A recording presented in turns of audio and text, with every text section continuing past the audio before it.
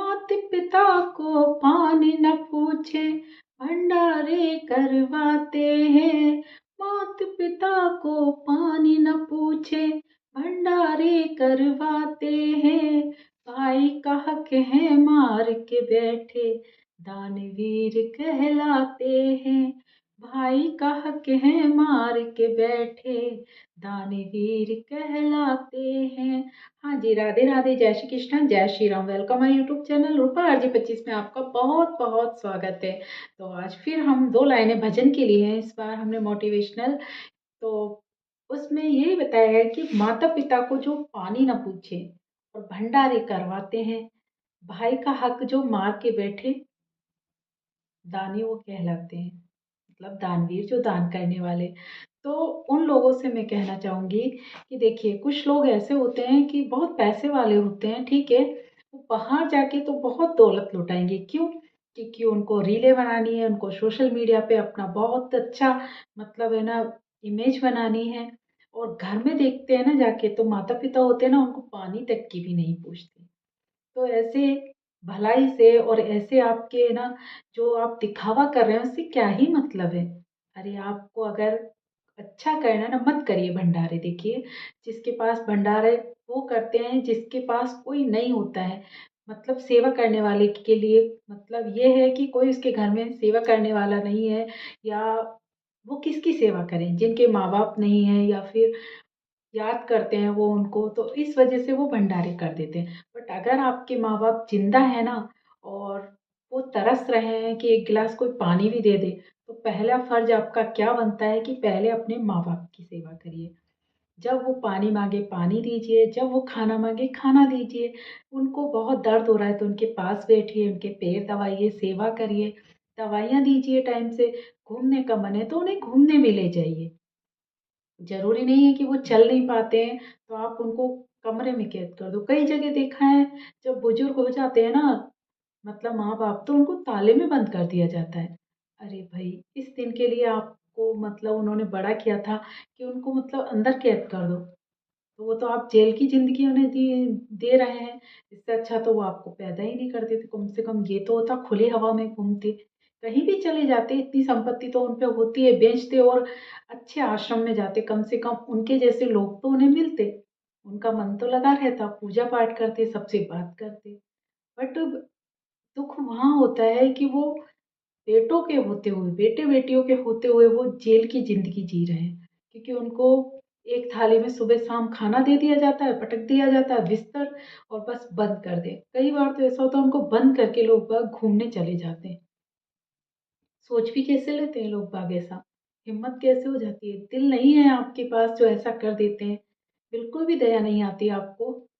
हमसे तो भई कभी नहीं हो पाई है। हम तो अपने माँ-बाप को, मतलब अपने साथ लेके जाएँगे जहाँ भी जाएँगे। अगर वो ठीक हैं तो ठीक है, उनको छोड़ दो थोड़ी थोड़ी देर के लिए, उनके बात करने के लिए उनके लोगों से। बट अगर उनकी तबीयत खराब है तो एक पल के लिए भी उनसे दूर नहीं हो सकते। क्यों?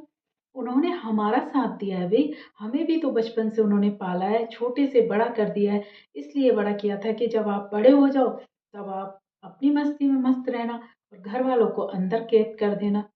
अरे कभी उनके पास बैठ के तो देखिए, उन्हें बहुत अच्छा लगता है, उनकी बातें सुनिए, उनसे बातें करिए, बहुत अच्छा लगेगा आपको। कभी भी देखिए, 2 मिनट भी आप उनके पास बैठेंगे ना, तो उन्हें बहुत खुशी होती है। क्योंकि वही एक टाइम होता है जो इंसान बहुत अकेला फ़ील करता है, और सबसे ज़्यादा जो अभी जो पीढ़ी गई हुई है ना, मतलब हमसे बड़ी वाली, वो। अभी हम जैसे हैं, हमारे बाद जो पीढ़ी आने वाली है, उनको तो फिर भी इतना नहीं होगा। क्यों? क्योंकि सोशल मीडिया जो आ गई है। अभी हम जैसे बूढ़े होंगे तो हम तो ठीक है, टाइम पास नहीं हो रहा, तो सोशल मीडिया पे लगे रहेंगे, मोबाइल में लगे रहेंगे। बट बुढ़ापे में इतनी भी शक्ति नहीं रहती, हमेशा तो सोशल मीडिया पे भी नहीं लगे रह सकते। कभी तो ऐसी नौबत आ जाएगी कि हम किसी के सहारे की ज़रूरत होगी, नहीं कर पाएँगे हम। तो उस टाइम हम, मतलब बेटे-बेटियों को चाहिए कि उन माँ-बाप की देख-रेख करें। भंडारे कर रहे हैं, ठीक है, वो भी करिए, आपके पास ज़्यादा इनकम है, बट पहले भंडारे से पहले अपने माँ-बाप की सेवा करिए, तो ही आपका भंडारा करना सार्थक होगा। भंडारा करना ही है ना, तो ठीक है, अपने माँ-बाप को ले जाइए, बैठा दीजिए सामने कुर्सी पे, और उनके सामने, मतलब उनके हाथ से भंडारे करवाइए। फिर देखिए, वो चीज़ ठीक रहेगा। बट ये नहीं कि घर में आप माँ-बाप की सेवा नहीं कर रहे और बाहर जाके आप दिखावा कर रहे हैं भंडारे का। और दूसरा पॉइंट जो दिया है कि भाई का हक है मार के बैठे, दानवीर कहलाते हैं। कई लोग ऐसे भी होते हैं भाई-भाई के दुश्मन हो जाते हैं। जहाँ अब तो ख़ैर एक भाई एक बहन की वो आ गई है, बट पहले तो 4-4 भाई 5-5 भाई होते थे। छोटे होते थे, बहुत प्यार से रहते थे। जैसे ही शादी हुई, परिवार बड़ा हुआ, एक-दूसरे से लड़ पड़ते थे। बहुत गलत है। क्यों लड़ते हैं एक-दूसरे से? बस पैसों के लिए। पैसे कहाँ लेके जाओगे आप? मर जाएँगे ना, जब मरेंगे तो पैसा यहीं रखा रह जाएगा, पता नहीं कब बुलावा आ जाए। तो भाई का हक तो खाना ही नहीं चाहिए। और देखिए, भाई का हक तो कौरवों तक को नहीं बचा था। उन्होंने उनकी ज़मीनें, उनकी जायदाद पे अपना हक जमाया था, कितना बुरा अंत हुआ था। जब वो मरे थे तो सारी प्रॉपर्टी, सारा धन-दौलत जो था उनका, यहीं रह गया था और युद्ध हुआ, उसमें सारा परिवार खत्म हो गया। तो नहीं खाना चाहिए भाई का हक। भाई का हक आप खा रहे हो और फिर बाहर जाके आप दान कर रहे हो, दानवीर कहला रहे हो, तो वो आपके नाम पे धिक्कार है। गलत कर रहे हो आप ऐसा। बल्कि ये होना चाहिए, भाई गरीब है ना तो भाई को भाई की मदद करनी चाहिए। कई बार ऐसा होता है कि बड़ा भाई होता है, वो अपनी सारी मतलब जो उसकी स्थिति होती है उससे भी बढ़कर वो अपने छोटे भाई-बहनों के, कई बार ऐसा होता है माँ-बाप जल्दी मर जाते हैं तो बड़ा भाई पिता का, माता का फ़र्ज़ निभाता है। वो अपनी सारी ज़िंदगी माता-पिता के ही तरह कुर्बान करके अपने करियर, अपनी जो गोल्डन चांस होते हैं, उनको भी वो गँवा बैठता है और छोटे बहन-भाइयों की शादी कराते हैं, उनके लिए सब कुछ करते हैं। बट बाद में क्या होता है, जब वो भाई उनको अंगूठा दिखा देता है, मतलब कि जाओ अब तो मेरा परिवार है, उनका हक भी ले लेता है, तो उस भाई पे क्या बीतेगी बताइए? क्योंकि जिस भाई ने उनको माता-पिता का जैसा प्यार दिया, जिन घरों में माँ-बाप नहीं होते तो बड़े भाई या बहन होते हैं ना, उन पे ही सारी ज़िम्मेदारी आ जाती है और वो सारा फ़र्ज़ निभाते हैं। बट छोटे भाई-बहन क्या करते हैं, उन्हें भूल जाते हैं, तो वो भी गलत है। अगर हम उनको भूल रहे हैं ना और बाहर जाकर हम दान कर रहे हैं, तो हम दानवीर नहीं कहलाएँगे। हम बहुत ज़्यादा धिक्कार के योग्य इंसान कहलाएँगे, क्योंकि हमने उस इंसान को ठुकराया है जिसने हमें इस काबिल बनाया। उसने ही तो हमें इतना काबिल बनाया कि हमारे पास पैसा आया तब हम दान कर सके। अरे पहले आपको उनका मान-सम्मान करना चाहिए, बाद में आप दान करिए। और दान कर भी रहे हैं ना तो ये कहिए कि नहीं, ये मेरे सब भैया की बदौलत हो रहा है। इतना तो सम्मान आप दे ही सकते हैं, इतना तो हक उनका है ही। ऐसा करेंगे ना आप, तब जाके आप सही मायने में एक अच्छे इंसान कहलाएँगे। वरना आप इंसान तो हैं, बट वो इंसान धिक्कार के योग्य हो जाते हैं। क्योंकि देखिए, जो हमें जिस काबिल जिसने हमें बनाया ना, उनका एहसान तो हमें भूलना ही नहीं है। माँ-बाप हुए, बड़े भाई-बहन हुए, परिवार फैमिली को भूलकर अगर हम कुछ कर रहे हैं ना बाहर जाके दिखावा, तो वो दिखावा ही है। भगवान सब देख रहा है। भगवान आपको उसका फल थोड़ी ना देगा। देख लीजिए, फ़ोटो खींच लीजिए और डाल दीजिए सोशल मीडिया पे, बट हर किसी को पता है कि आप क्या हो।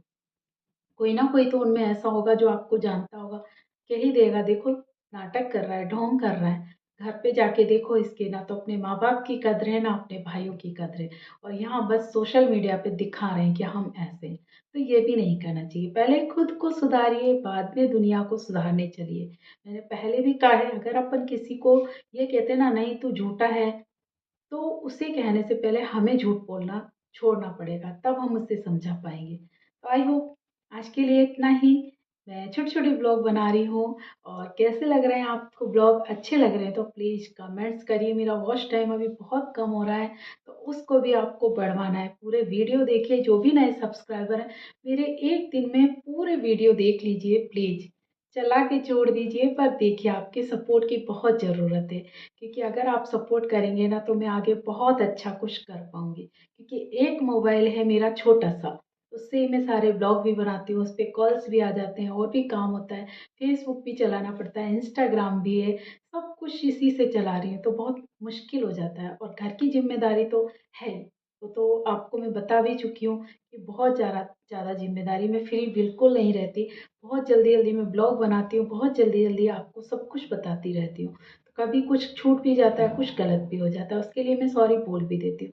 तो प्लीज़ सपोर्ट करिए, देखिए सारे वीडियो को, सारे ब्लॉग को देखिए, तभी तो ना वॉच टाइम पूरा होगा। वॉच टाइम पूरा नहीं हुआ तो पूरी मेहनत ही चली जाएगी, फिर कोई फ़ायदा नहीं होगा। आपको अगर अच्छा लगता है मेरा बोलना, मेरे ब्लॉग, तो प्लीज़ सपोर्ट करिए। तब तक के लिए ध्यान रखिए। राधे राधे, जय श्री कृष्णा, जय Shri Ram. Take care, bye bye.